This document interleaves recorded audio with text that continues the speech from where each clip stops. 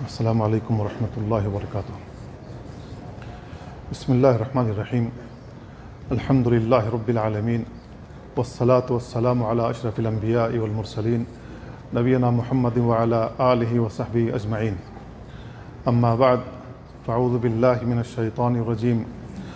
اقیم الصلاة لدلوک الشمس الی غسق اللیل وقرآن الفجر ان قرآن الفجر کان مشہودا ومن اللیل فتہجد به نافلۃ لک عسى ان یبعثک ربک مقاما محمودا۔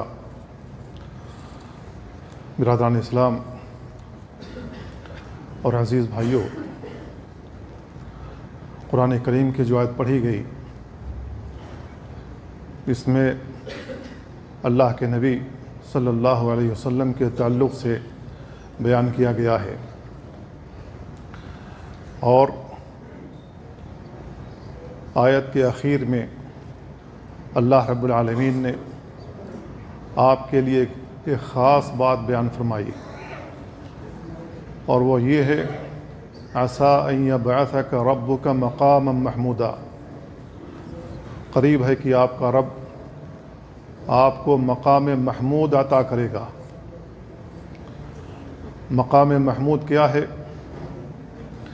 امام ابن جریر طبری رحمہ اللہ بیان فرماتے ہیں کہ مقام محمود وہ مقام ہے جو رسول اللہ صلی اللہ علیہ وسلم کو خصوصیت کے ساتھ عطا کیا جائے گا۔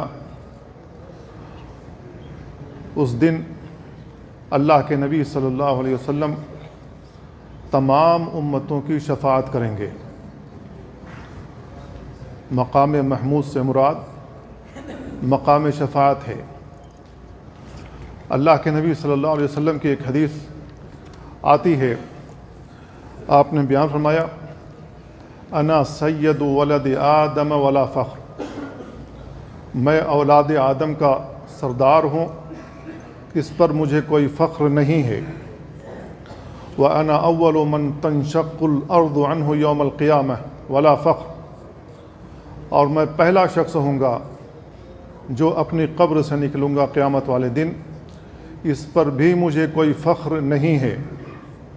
وَأَنَا أَوَّلُ شَافِعٍ، میں پہلا شخص ہوں گا جو لوگوں کی شفاعت کروں گا۔ وَأَوَّلُ مُشَفَّعٍ، اور پہلا شخص ہوں گا جس کی شفاعت قبول کی جائے گی۔ ولا فخر، اور اس پر مجھے کوئی فخر نہیں ہے۔ ولواء الحمد بیدی یوم القیامہ، قیامت کے دن میرے ہاتھ میں لواء الحمد ہوگا۔ ولا فخر، اور اس پر بھی مجھے کوئی فخر نہیں ہے۔ اللہ کے نبی صلی اللہ علیہ وسلم اولاد آدم کے سردار ہوں گے قیامت والے دن، اور آپ کے ہاتھ میں لواء الحمد ہوگا، اور اس جھنڈے کے پیچھے تمام لوگ ہوں گے، آدم علیہ السلام سے لے کر قیامت تک پیدا ہونے والے تمام انسان۔ اللہ کے نبی صلی اللہ علیہ وسلم آگے آگے چلیں گے، اور اللہ رب العالمین کے عرش کے سامنے جا کر سجدہ کریں گے، اور اللہ رب العالمین سے دعا کریں گے جو اللہ کے نبی صلی اللہ علیہ وسلم کو اس وقت یاد نہیں، اللہ رب العالمین خصوصیت کے ساتھ اس دن آپ کے دل میں القاء کرے گا۔ تو اللہ کے نبی صلی اللہ علیہ وسلم سید ولد آدم ہیں، اور اس پر آپ کو کوئی فخر نہیں ہے۔ اتنا بڑا عہدہ، اتنا بڑا رتبہ سوائے اللہ کے نبی صلی اللہ علیہ وسلم کے کسی اور کو حاصل نہیں ہو سکا۔ ایک حدیث جو ابو ہریرہ رضی اللہ تعالیٰ عنہ سے مروی ہے، اللہ کے نبی صلی اللہ علیہ وسلم نے بیان فرمایا ان لکل نبی دعوت مستجابہ، ہر نبی کے لیے اللہ رب العالمین نے ایک دعا رکھی جو ہر حال میں قبول ہونی تھی۔ فتعجل کل نبی دعوتہ، تو ہر نبی نے اپنی دعا میں جلدی کر دی، دنیا ہی میں اللہ رب العالمین سے وہ مانگ لیا۔ وَإِنِّي اخْتَبَأْتُ دَعْوَتِي شَفَاعَةً لِأُمَّتِي، میں نے اپنی دعا کو اپنی امت کی شفاعت کے لیے چھپا رکھا ہے، وَهِيَ نَائِلَةٌ مِّنْكُمْ انشاءاللہ، یہ اس دن ہر حال میں مل کر رہے گی۔ یہ شفاعت کن کو حاصل ہوگی؟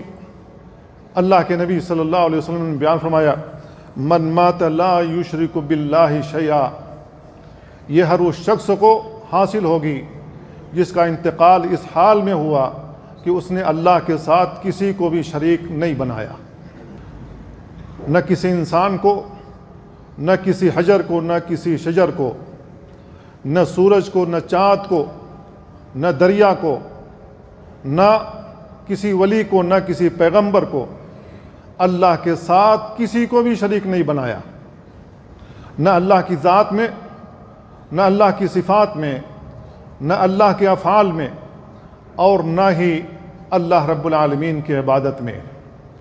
جس نے اللہ رب العالمین کے ساتھ کسی کو شریک نہیں بنایا، اس کو ہر حال میں رسول اللہ صلی اللہ علیہ وسلم کی شفاعت مل کر رہے گی۔ اللہ کے نبی صلی اللہ علیہ وسلم کی ایک اور حدیث ابو ہریرہ رضی اللہ تعالیٰ عنہ سے مروی ہے، اللہ کے نبی صلی اللہ علیہ وسلم سے پوچھا گیا، من اسعد الناس بشفاعتک یوم القیامہ، اللہ کے نبی صلی اللہ علیہ وسلم وہ کون خوش بخت انسان ہے جسے آپ کی شفاعت حاصل ہوگی؟ اللہ کے نبی صلی اللہ علیہ وسلم نے بیان فرمایا، من قال لا الہ الا اللہ خالصا من قلبی، جس نے اخلاص کے ساتھ کلمہ توحید لا الہ الا اللہ کو پڑھا ہوگا۔ لا الہ الا اللہ کا معنی سمجھتا ہوگا۔ لا الہ الا اللہ کا کیا معنی ہے؟ اللہ کے علاوہ کوئی حقیقی معبود نہیں ہے، اللہ کے علاوہ کوئی بھی ہستی لائق عبادت نہیں ہے، عبادت کے لائق کوئی ہستی ہے تو وہ تنہا اللہ رب العالمین کی ہے۔ ساری زندگی اللہ رب العالمین کی عبادت کرتا رہے اور اس کے ساتھ کسی کو شریک نہ بنائے تو وہ خوش نصیب انسان ہے جسے رسول اللہ صلی اللہ علیہ وسلم کی شفاعت حاصل ہوگی۔ اور وہ کون لوگ ہیں جنہیں رسول اللہ صلی اللہ علیہ وسلم کی شفاعت حاصل ہوگی؟ اللہ کے نبی صلی اللہ علیہ وسلم کی حدیث جابر بن عبداللہ رضی اللہ تعالیٰ عنہ سے آتی ہے، اللہ کے نبی صلی اللہ علیہ وسلم نے بیان فرمایا، جو شخص اذان سنے، اذان سن کر وہ کلمات اپنے زبان سے دہرائے، اور جب اذان ختم ہو جائے تو اذان ختم ہونے کے بعد والی دعا پڑھے، اللہم رب هذه الدعوة التامة والصلاة القائمة آت محمدا الوسیلة والفضیلة وابعثه مقاما محمودا۔ جو شخص اتنی دعا پڑھ لیتا ہے اذان ہونے کے بعد، اللہ کے نبی صلی اللہ علیہ وسلم بیان فرماتے ہیں، حلت لہ شفاعتی یوم القیامہ، قیامت والے دن میری شفاعت اس کے لیے حلال ہو جائے گی۔ تو اللہ کے نبی صلی اللہ علیہ وسلم ایسے لوگوں کے لیے شفاعت فرمائیں گے جو اذان کے کلمات دہراتے ہیں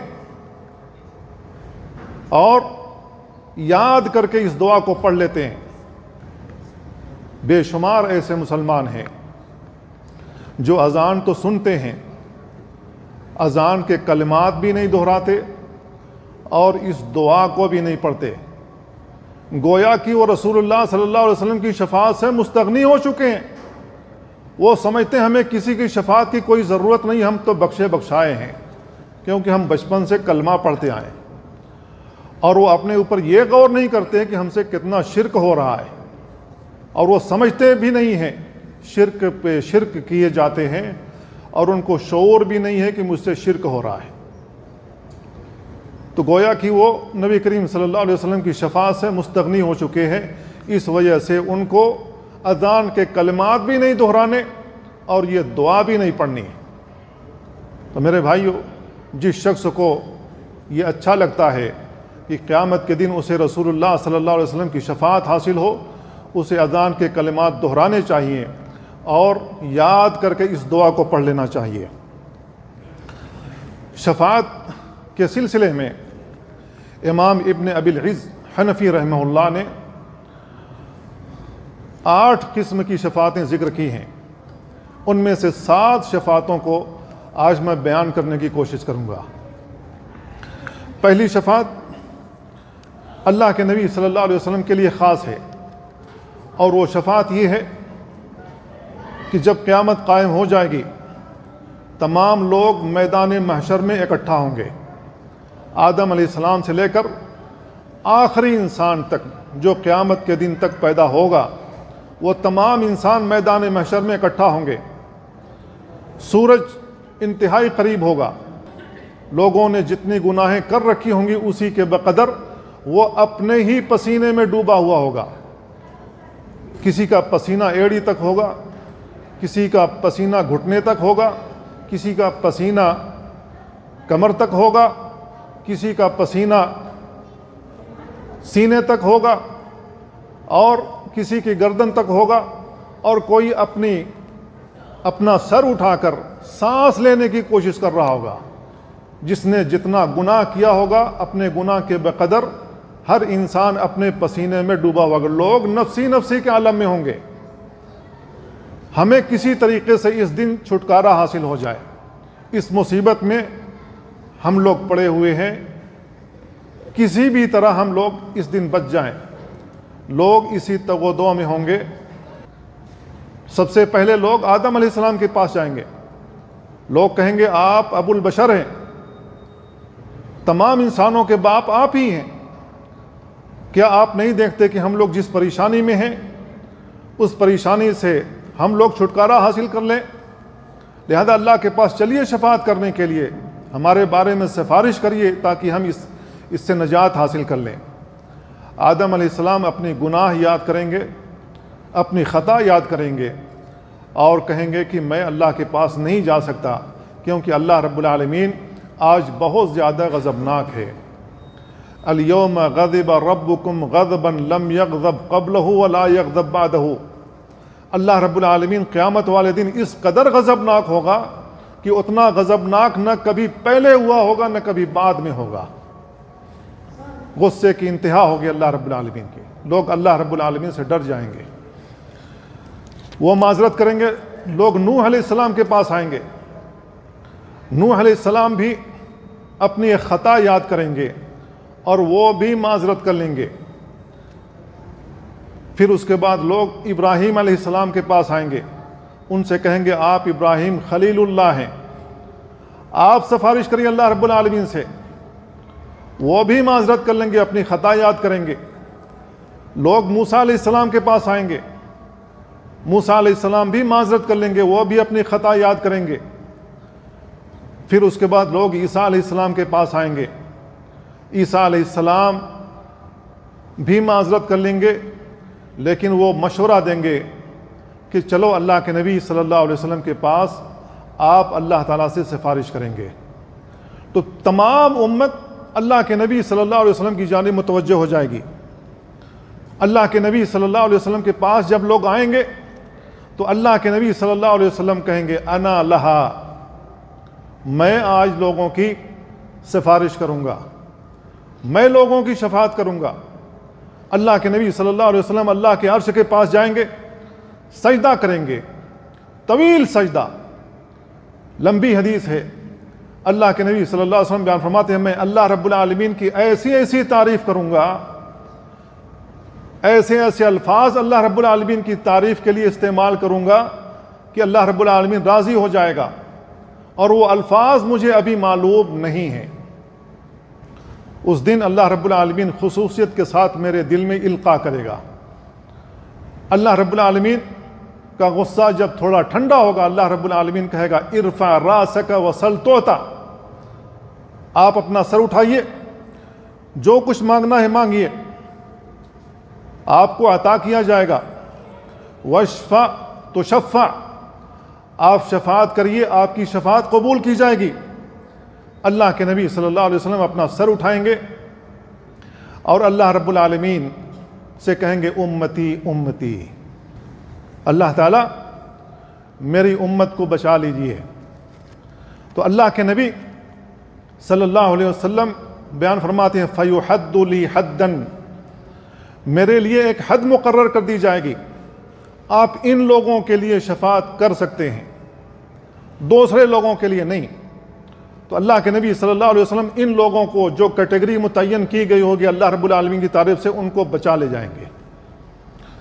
پھر اللہ کے عرش کے پاس جائیں گے، پھر سجدہ کریں گے، اللہ کی تعریف بیان کریں گے، ایسی ایسی حمد بیان کریں گے۔ اللہ کے نبی صلی اللہ علیہ وسلم بیان فرماتے ہیں مجھے ابھی ان الفاظ کا علم نہیں ہے، اللہ رب العالمین خصوصیت کے ساتھ میرے دل میں القاء کرے گا، تو اللہ رب العالمین کی تعریف کریں گے، اللہ رب العالمین راضی ہوگا، پھر وہی الفاظ کہے گا، ارفع راسک، اے نبی آپ اپنا سر اٹھائیے، سل تعطا، مانگیے، جو کچھ مانگیں گے آپ کو عطا کیا جائے گا، واشفع تشفع، آپ شفاعت کریے، آپ کی شفاعت قبول کی جائے گی۔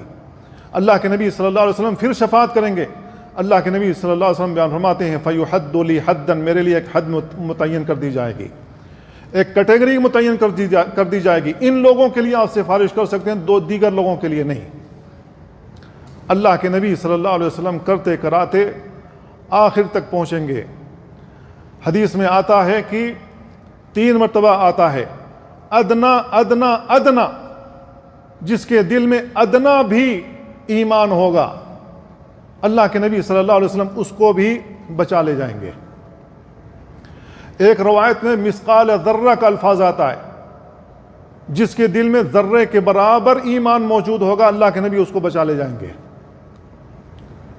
تو اللہ کے نبی صلی اللہ علیہ وسلم کی یہ شفاعت آپ کے لیے خاص ہے، کوئی نبی کوئی ولی اس میں آپ کا شریک اور ساجی نہیں ہے، یہ تنہا اللہ رب العالمین نے آپ کو یہ مقام عطا کیا ہے۔ دوسری شفاعت جو اللہ کے نبی صلی اللہ علیہ وسلم کے لیے خاص ہے وہ یہ، جب تمام لوگوں کے بارے میں فیصلہ ہو جائے گا، یہ جہنمی جہنم میں جائیں گے، یہ جنتی جنت میں جائیں گے، لوگ جنت کے دروازوں کے پاس پہنچیں گے، اللہ کے نبی صلی اللہ علیہ وسلم سب سے آگے موجود ہوں گے، جنت کے دروازے پر کھڑے ہوں گے، اللہ کے نبی صلی اللہ علیہ وسلم دروازے کو کھٹکھٹائیں گے تو دروازہ بند ہوگا، دروازے کا جو مالک جو فرشتہ وہاں موجود ہے وہ کہے گا کہ آپ کون ہیں جو جنت کا دروازہ کھٹکھٹا رہے ہیں؟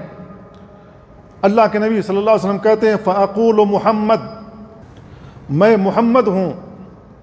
اللہ کے نبی صلی اللہ علیہ وسلم اپنا نام بتائیں گے، فَيَقُول، تو وہ فرشتہ کہے گا بِكَ أُمِرْتُ لَا أَفْتَحُ لِأَحَدٍ قَبْلَكَ، مجھے آپ ہی کا حکم دیا گیا ہے کہ آپ سے پہلے کسی کے لیے بھی جنت کا دروازہ نہ کھولوں، سب سے پہلے جو دروازہ کھلوائے گا وہ رسول اللہ صلی اللہ علیہ وسلم ہوں گے، آپ سے پہلے کسی کے لیے بھی جنت کا دروازہ نہیں کھولا جائے گا، اور اللہ کے نبی صلی اللہ علیہ وسلم سب سے پہلے داخل ہوں گے اور آپ کے پیچھے تمام امت داخل ہوگی۔ یہ دونوں شفاعتیں رسول اللہ صلی اللہ علیہ وسلم کے لیے خاص ہیں۔ تیسری شفاعت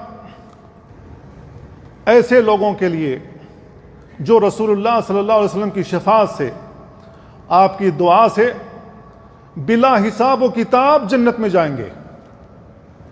کچھ کافر و مشرک ایسے ہوں گے جو بلا حساب و کتاب جہنم میں جائیں گے، کچھ مومن ایسے ہوں گے جو بلا حساب و کتاب جنت میں جائیں گے، اور تیسری کیٹیگری میں ہم لوگ آتے ہیں جو نیکیاں بھی کرتے ہیں برائیاں بھی کرتے ہیں۔ اب جس کی نیکی زیادہ ہے وہ تو بچ جائے گا، اور جس کی برائی زیادہ ہے اس کے لیے خطرہ منڈلا رہا ہے، کہیں عذاب میں نہ مبتلا کر دیا جائے۔ اگر رسول اللہ صلی اللہ علیہ وسلم کی شفاعت نہ مل سکے تو سمجھیے کہ وہاں بیڑا پار ہونے والا نہیں ہے۔ اللہ کے نبی صلی اللہ علیہ وسلم کی حدیث ابو ہریرہ رضی اللہ تعالیٰ عنہ سے آتی ہے، آپ صلی اللہ علیہ وسلم نے بیان فرمایا یدخل من امتی زمرۃ وہی 70,000، میری امت میں سے کچھ لوگ ہوں گے جن کی تعداد 70,000 ہوگی، تضیء وجوہہم اضاءۃ القمر، ان کے چہرے 14ویں کے چاند کی طرح چمک رہے ہوں گے۔ عکاشہ بن محصن رضی اللہ تعالیٰ عنہ کھڑے ہوئے، انہوں نے کہا اللہ کے نبی صلی اللہ علیہ وسلم میرے لیے دعا کر دیجئے کہ اللہ رب العالمین مجھے انہی لوگوں میں شمار کر لے جو بلا حساب و کتاب جنت میں چلے جائیں۔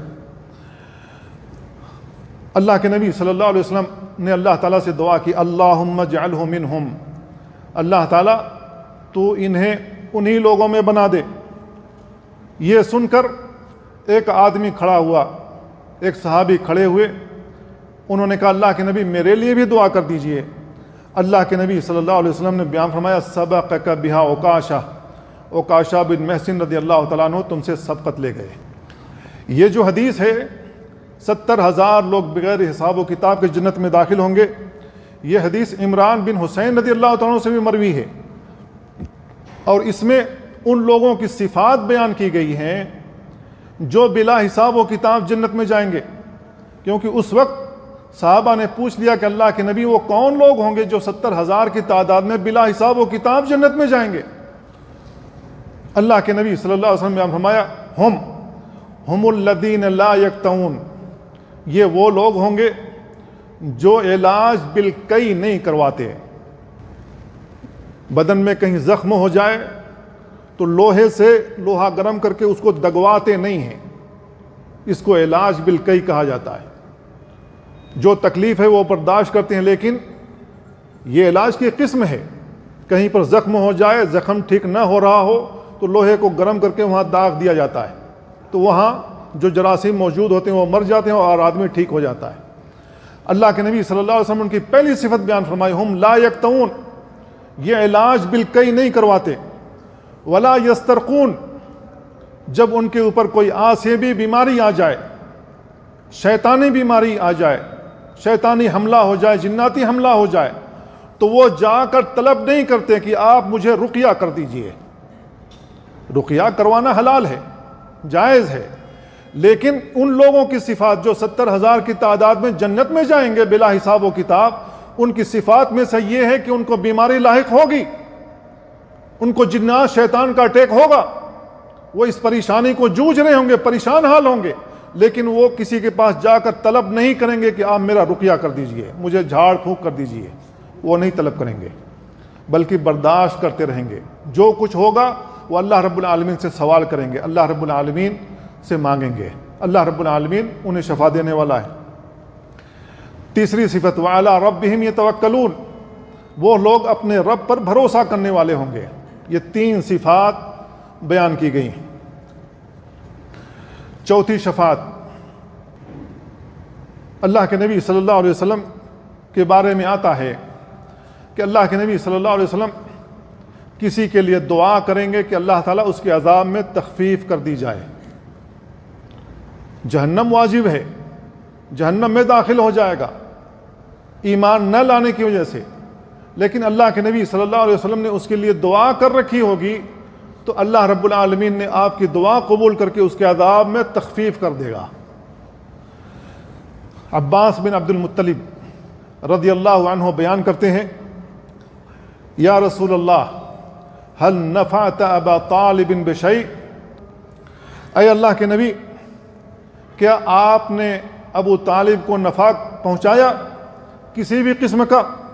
فإنه كان يحوطك ويغضب لك، اس لیے کہ وہ آپ کی پشت پناہی کیا کرتے تھے، اور جب آپ پر پتھر پھینکے جاتے تھے، جب آپ پر کڑوے کسیلے الفاظ پھینکے جاتے تھے، آپ کو برا بھلا کہا جاتا تھا، تو وہ آپ کی پشت پناہی کیا کرتا تھا، آپ کے لیے لوگوں سے ناراض ہو جاتے تھے۔ آپ کی اتنی مدد کی ہے مکہ کے اندر، کیا آخرت میں آپ سے ان کو کوئی فائدہ حاصل ہوگا؟ اللہ کے نبی صلی اللہ علیہ وسلم بیان فرماتے ہیں نعم، ہاں میرے ذریعے سے ان کو فائدہ حاصل ہوگا۔ ہوا فی ضحضاح من نار لولا انا لکان فی الدرک الاسفل من النار، آپ نے بیان فرمایا کہ جہنم کے اندر انگاروں کی جوتی پہنا دی گئی ہے، دوسری روایت میں ہے جس کی وجہ سے ان کا دماغ کھولتا ہے، اگر میں نہ ہوتا تو وہ جہنم کے سب سے نچلے طبقے میں ہوتے۔ یہ صحیح بخاری اور صحیح مسلم کی روایت ہے۔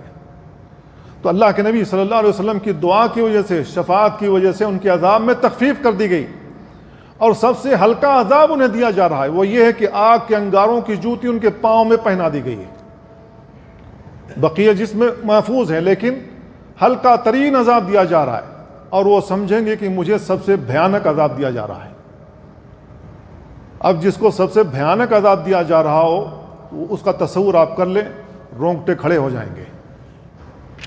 تو اللہ کے نبی صلی اللہ علیہ وسلم کی دعا کی وجہ سے، آپ کی شفاعت کی وجہ سے کسی کے عذاب میں تخفیف کر دی جائے گی۔ 5ویں شفاعت، اللہ کے نبی صلی اللہ علیہ وسلم ان لوگوں کے لیے بھی شفاعت کریں گے جنہوں نے دنیا میں کبیرہ گناہ کا ارتکاب کیا ہوگا۔ گناہ کبیرہ بے شمار ہیں، کسی کا قتل کر دینا گناہ کبیرہ ہے، چوری کر لینا گناہ کبیرہ ہے، کسی پر الزام لگا دینا بدکاری کا گناہ کبیرہ ہے، والدین کی نافرمانی کرنا گناہ کبیرہ ہے۔ گناہ کبیرہ بے شمار ہیں۔ امام ذہبی کی کتاب ہے کتاب الکبائر، عربی میں بھی ہے، اس کا اردو ترجمہ بھی موجود ہے، اس کو پڑھیے، کون کون سی گناہ کبیرہ میں داخل ہیں۔ تو گناہ کبیرہ بے شمار ہیں۔ اللہ کے نبی صلی اللہ علیہ وسلم ان لوگوں کے لیے بھی شفاعت کریں گے جنہوں نے گناہ کبیرہ کا ارتکاب کیا ہوگا۔ انس بن مالک رضی اللہ تعالیٰ عنہ اس حدیث کے راوی ہیں۔ اللہ کے نبی صلی اللہ علیہ وسلم بیان فرماتے ہیں شفاعتی لأہل الکبائر من امتی، میری امت میں سے جنہوں نے کبیرہ گناہ کی ہوں گی میں ان کے لیے شفاعت کروں گا۔ اب یہ حدیث ابو داؤد میں ہے، جامع ترمذی میں ہے، امام ترمذی نے کہا کہ یہ حدیث حسن صحیح غریب ہے۔ اس حدیث سے ان لوگوں کی تردید ہوتی ہے جو کہتے ہیں کہ گناہ کبیرہ کا مرتکب کافر ہو جاتا ہے، اور اس قول کے قائل خوارج ہیں اور معتزلہ ہیں۔ خوارج کا کہنا ہے کہ جو شخص گناہ کبیرہ کا مرتکب ہو جائے وہ کافر ہو گیا، ہمیشہ جہنم میں رہے گا۔ معتزلہ کہتے ہیں کہ وہ دنیا میں بین المنزلتین ہے، آخرت کا معاملہ مخلد فی النار ہوگا، ہمیشہ جہنم میں رہے گا۔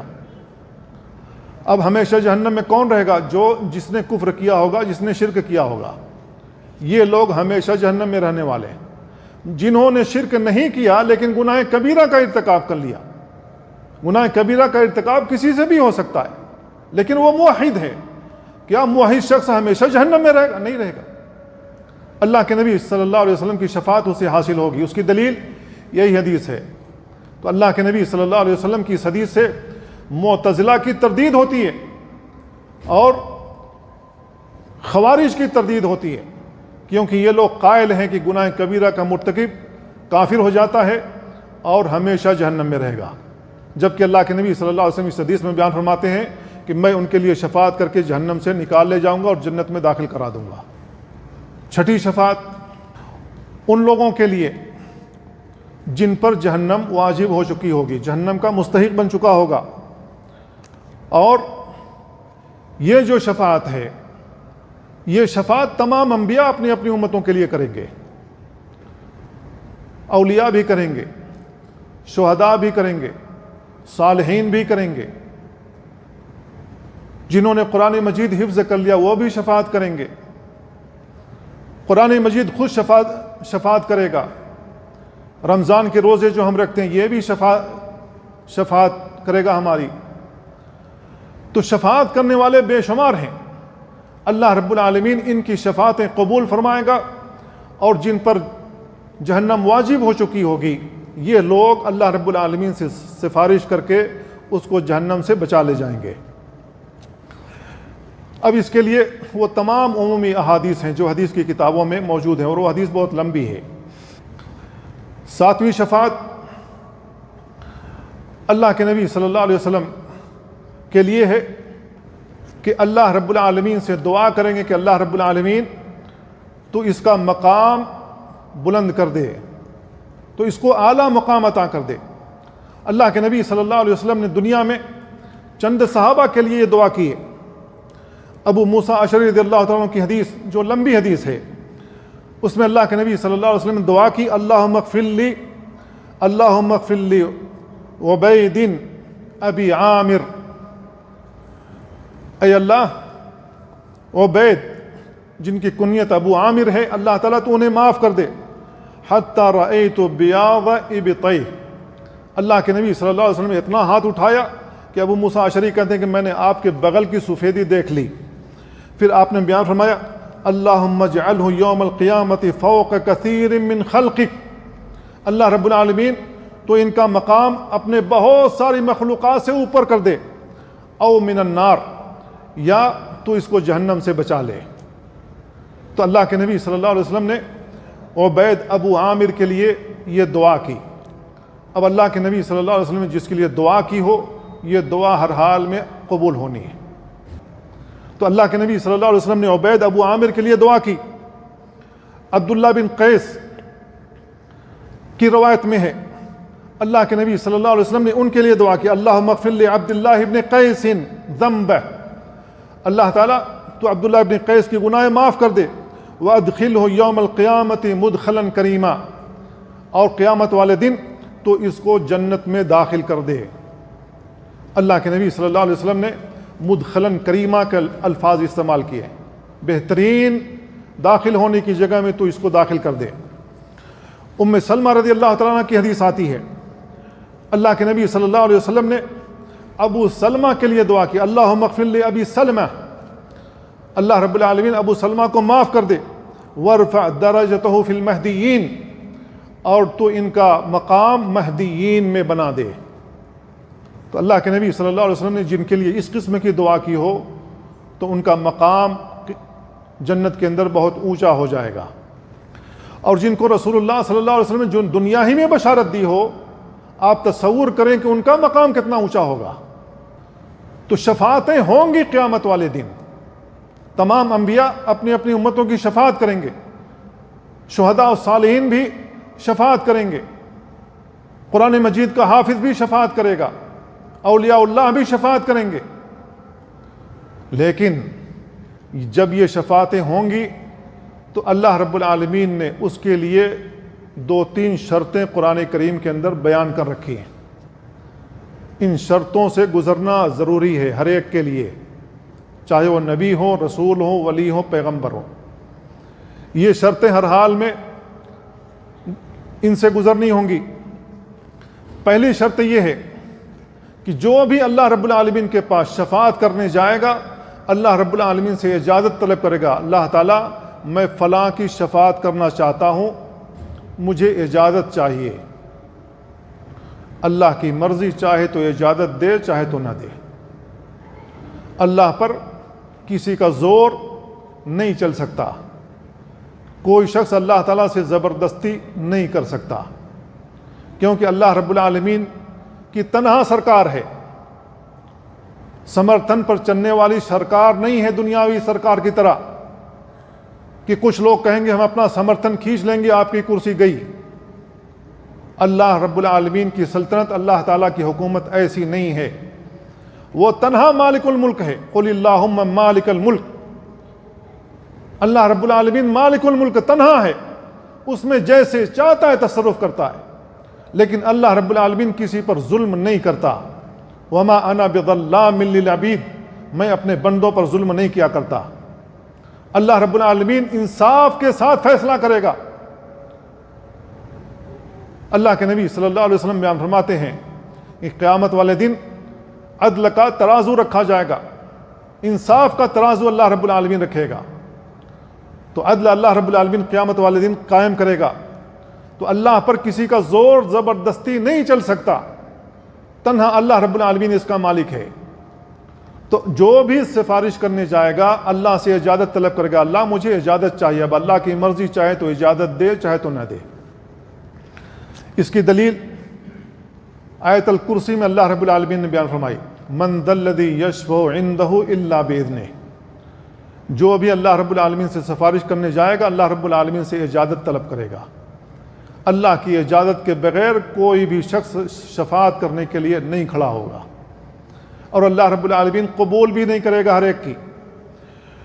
دوسری آیت میں اللہ رب العالمین نے بیان فرمایا، ما من شفیع الا من بعد اذنہ، اللہ کی اجازت کے بغیر کوئی بھی سفارش کرنے کے لیے اللہ کے پاس نہیں جائے گا۔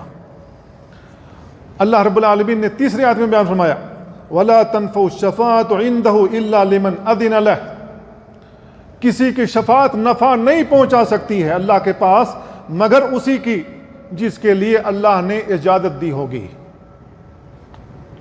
یہ 3 آیتیں ہیں جن میں اللہ رب العالمین نے بیان فرمایا کہ اللہ کی اجازت ضروری ہے شفاعت کرنے کے لیے۔ شفاعت کی دوسری شرط، جتنے لوگ شفاعت کرنے کے لیے جائیں گے ضروری ہے کہ اللہ رب العالمین ان سے راضی ہو، جو شفاعت کرنے جا رہا ہے اس سے بھی راضی ہو، اور جس کی شفاعت کرنے جا رہا ہے اللہ اس سے بھی راضی ہو۔ جس سے اللہ رب العالمین راضی نہیں اس کے لیے کوئی شفاعت نہیں۔ اللہ کی رضامندگی ضروری ہے۔ اب ہر آدمی، ہر مسلمان اپنے آپ سے پوچھ لے، کیا میرے اعمال ایسے ہیں کہ اللہ رب العالمین قیامت والے دن مجھ سے راضی ہو جائے گا؟ اس کا جواب ہر آدمی کا دل اس کو گواہی دے گا کہ میں اس لائق ہوں کہ مجھ سے اللہ رب العالمین قیامت والے دن راضی ہو جائے گا یا نہیں راضی ہوگا۔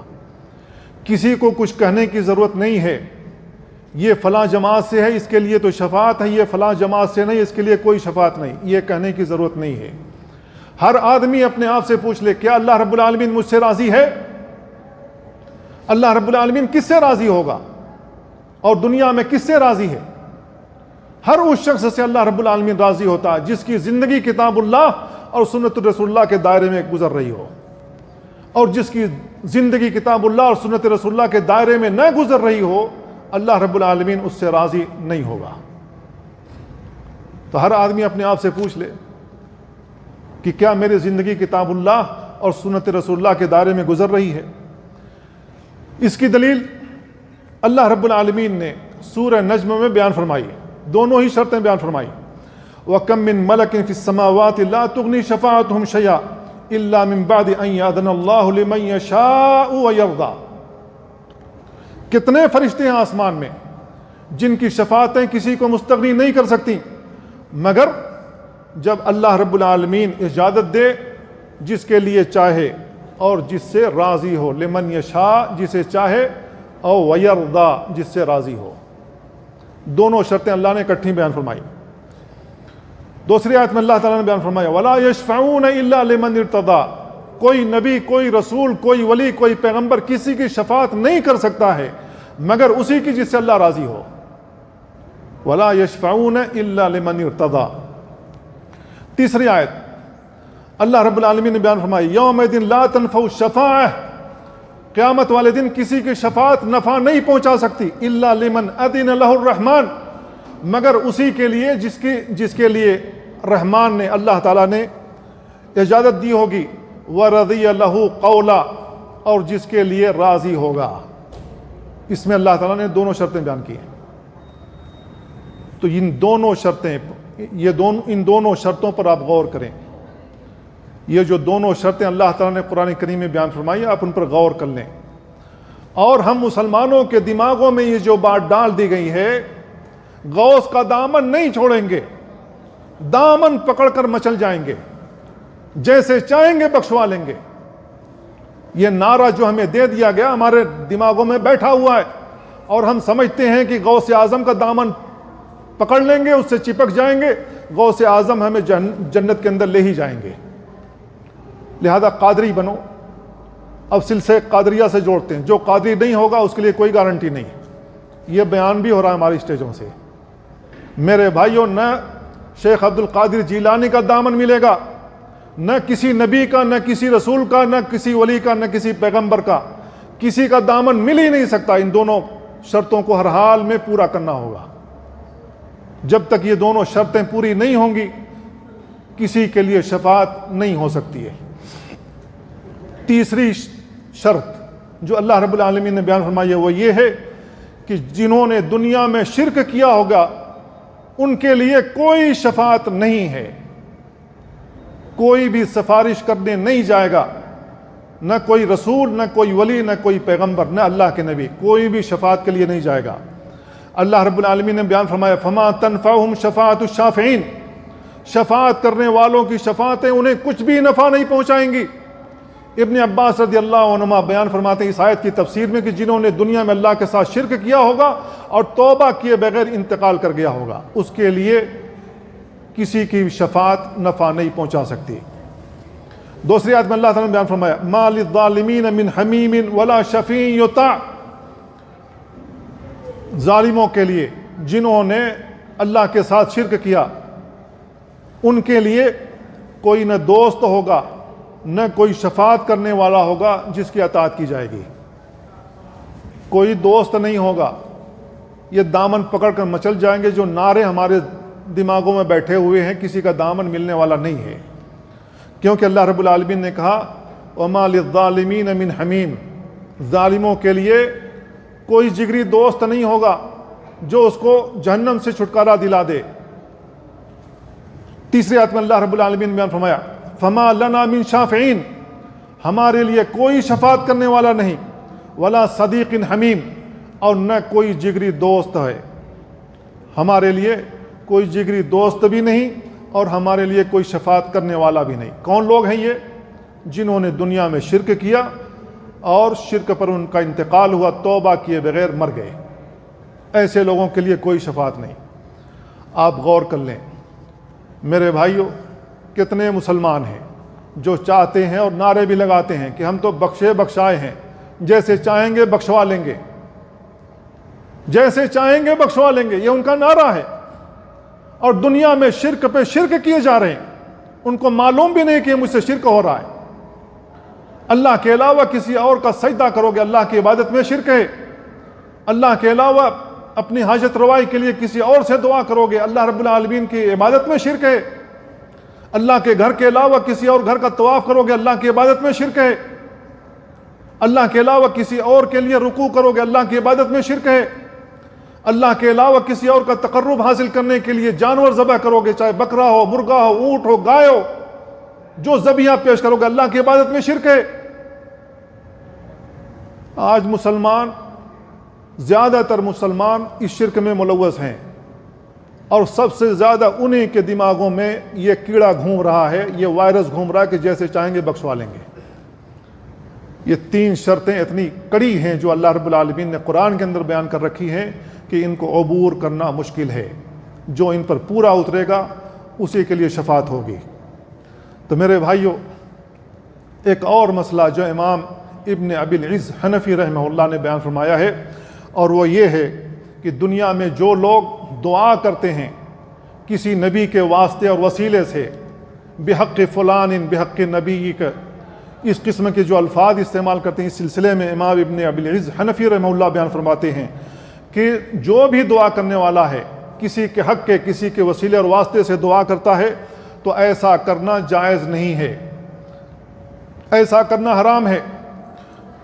اس کی 2 وجہیں بیان فرمائی ہیں. ان کا کہنا یہ ہے کہ جب انسان پریشان حال ہوتا ہے, پریشانی کے عالم میں بندہ اللہ کی قسم کھانے لگتا ہے, اور اس بندے کی قسم کھانے لگتا ہے جس کے سامنے وہ اپنا دکھڑا سنا رہا ہوتا ہے, چاہے وہ علی حجویری ہو, چاہے انڈیا میں کوئی ولی اور کوئی بھی ولی ہو. ان کے سامنے جا کر کے, چاہے عباس ہوں, چاہے علی ہوں, چاہے حسن ہوں, چاہے حسین ہوں, ان کے مزارات بنائے گئے ہیں, ان کے امام باڑے بنائے گئے ہیں, وہاں جا کر کے پریشان حال لوگ ان کی قسمیں کھانے لگتے ہیں. اے عباس, کیا آپ کو میری پریشانی پر ترس نہیں آتا؟ اے علی, کیا میری پریشانی سے آپ واقف نہیں ہیں؟ اے حسین, میری مدد کے لیے کیوں نہیں آتے؟ اس قسم کے الفاظ ان کی قسم کھاتے ہیں. تو فرط جذبات میں جب انسان غیر اللہ کی قسم کھاتا ہے تو وہ شرک کر بیٹھتا. اللہ کے نبی صلی اللہ علیہ وسلم نے فرمایا من حلف بغیر اللہ فقد اشرک, جس نے غیر اللہ کی قسم کھائی اس نے اللہ کے ساتھ شرک کیا. اب ایسا شرک کرنے والا مرے گا تو اس کو کہاں سے شفاعت حاصل ہوگی؟ چاہے عباس ہوں, چاہے علی ہوں, چاہے حسن ہوں, چاہے حسین ہوں, چاہے اللہ کے نبی ہوں, چاہے کوئی ولی ہو, کہاں سے حاصل ہوگی؟ اور یہ شرک پہ شرک کیے جا رہا ہے. اور جو بھی اللہ کے علاوہ کسی اور کے حق اور وسیلے اور واسطے سے سوال کرتا ہے وہ سمجھتا ہے کہ یہ اتنا پہنچا ہوا ہے کہ اللہ پر اس کا کوئی حق ہے, جبکہ اللہ رب العالمین پر کسی کا کوئی حق نہیں ہے. اللہ رب العالمین مالک مختار ہے, اللہ رب العالمین جو چاہتا ہے فیصلہ کرتا ہے, اللہ کے مقابلے میں کوئی بھی مالک مختار نہیں ہے. چاہے وہ کوئی نبی ہو, رسول ہو, ولی ہو, پیغمبر ہو, سب اللہ رب العالمین سے مانگتے ہیں, سب اللہ رب العالمین سے مانگنے والے ہیں. تنہا اللہ رب العالمین مالک مختار ہے. اسی وجہ سے اللہ رب العالمین نے کہا قل للہ الشفاعۃ جمیعا, اے نبی آپ کہہ دیجئے اپنی امت سے کہ شفاعت کا مالک تنہا اللہ رب العالمین ہے, تمام شفاعتیں صرف اللہ رب العالمین کے لیے ہیں. اللہ رب العالمین دنیا میں مومنوں کی مدد کرتا ہے, یہ اللہ پر حق ہے, کیونکہ بندے اللہ پر ایمان لائے, اس کے رسول کی رسالت پر ایمان لائے, اور ایمان کا جو تقاضا وہ اس کو دنیا میں پورا کرتے رہے، تو اب اللہ رب العالمین پر حق بنتا ہے کہ اللہ دنیا میں بندوں کی مدد کرے۔ اسی وجہ سے اللہ رب العالمین نے کہا وَكَانَ حَقًّا عَلَيْنَا نَصْرُ الْمُؤْمِنِينَ، مومنوں کی مدد کرنا ہمارے لیے حق ہے، ہمارے اوپر حق ہے کہ ہم مومنوں کی مدد کریں۔